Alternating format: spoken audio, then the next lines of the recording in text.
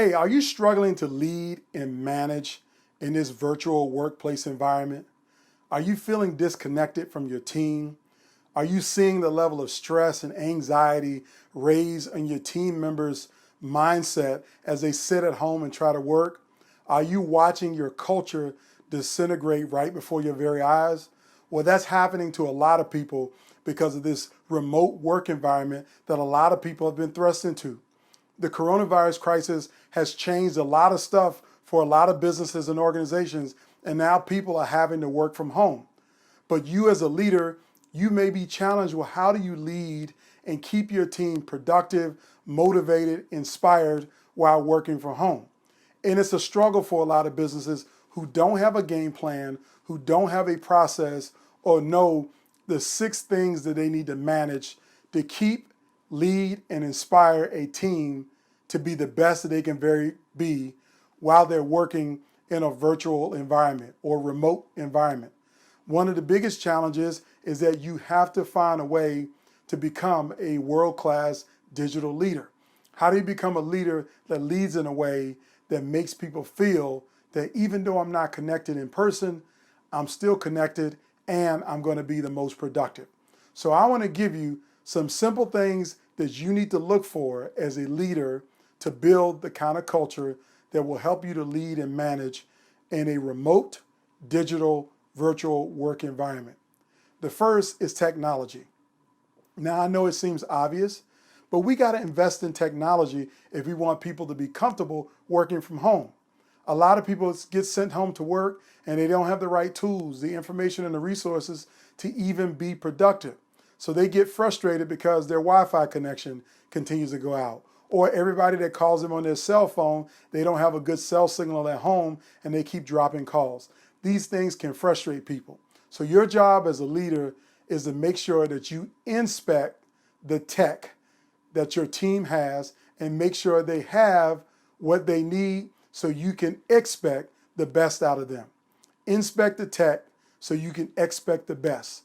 You got to make sure your team has the right technology. The second thing you got to do is you got to create some space for your team to manage their lives at home.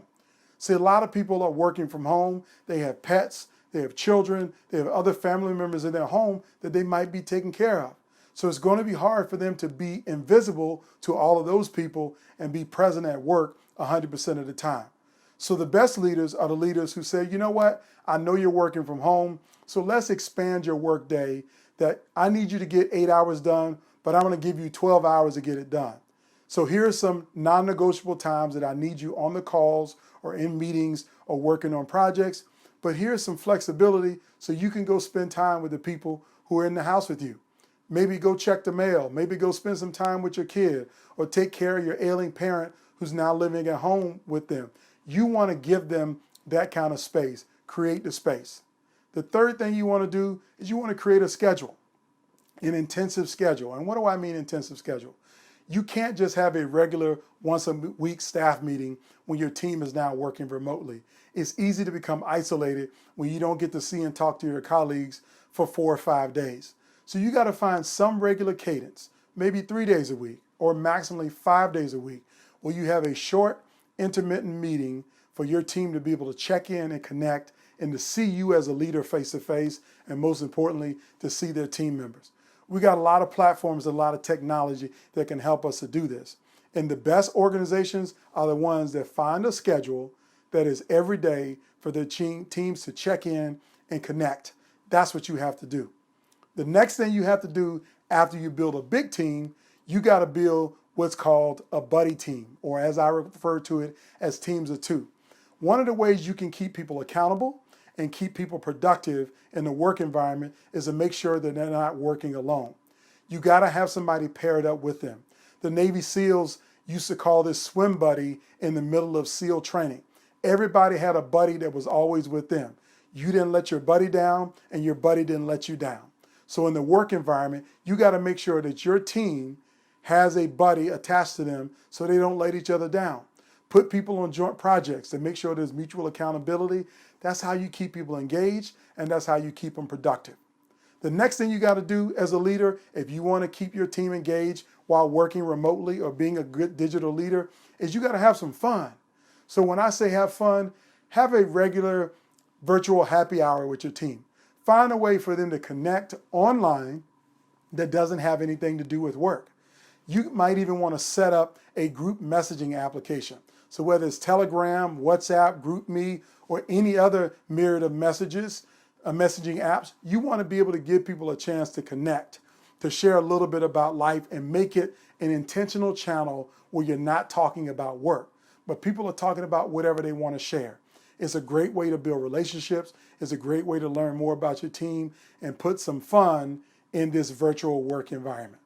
The last thing that you got to do is you got to focus on 3 words as a leader. If you want to lead a team in a diverse environment and help them to be great in a digital way, you got to focus on WLB,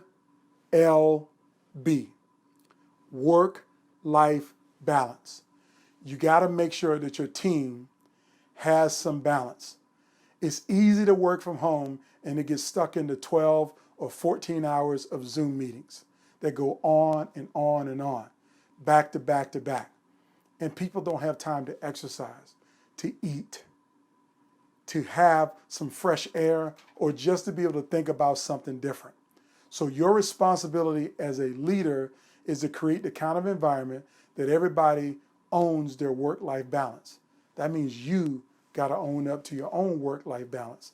That means you have to be the enforcer and force people to take their time off, to take their vacation days. If they're sick, they shouldn't be coming to work. If they don't feel well, they shouldn't be productive, focused on work. They should be working on getting better, getting healthier, so they can come back at full speed.